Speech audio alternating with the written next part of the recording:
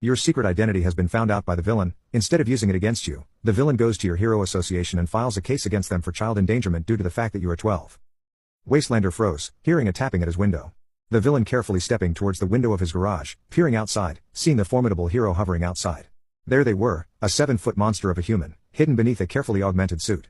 He had spent sleepless nights wondering what sort of human lurked beneath the golden mask, assuming they had to be part giant or some freak experiment.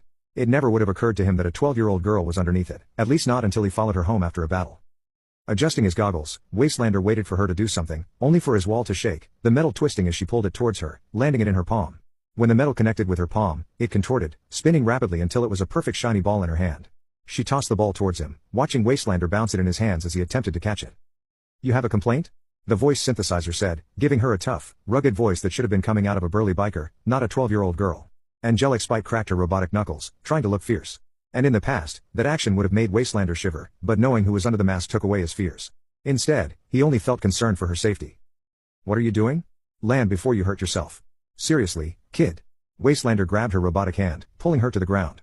She could have activated her thrusters and easily broke his hold, yet she didn't. Letting herself get taken to the floor. "I'm not a kid, I'm Angelic Spite. A hero. You were a 12-year-old girl. So, what? I can't be a hero because I'm a girl? You know that's not what I mean."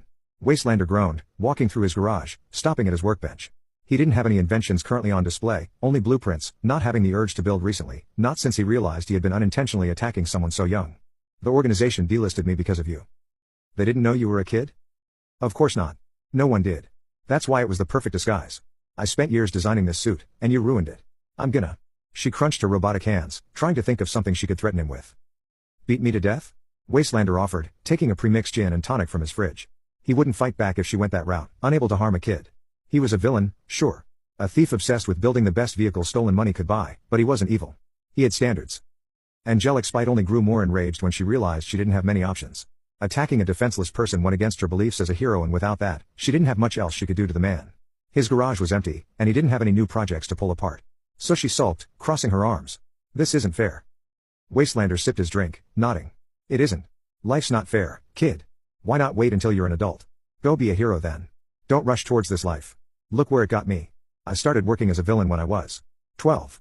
Hey, funny that. You did? Why? Why would you want to be evil?" That made him laugh. "Want to be evil? Like he had a choice. Dad's dead and I wish Mom were too. Wasn't a happy childhood. No education, no nothing.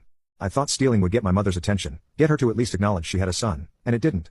When the cops brought me home after they caught me stealing my first car, she tossed me out. Didn't even care what I had to say, she just threw me to the streets. Though, it wasn't all bad. If it weren't for that night, I would have never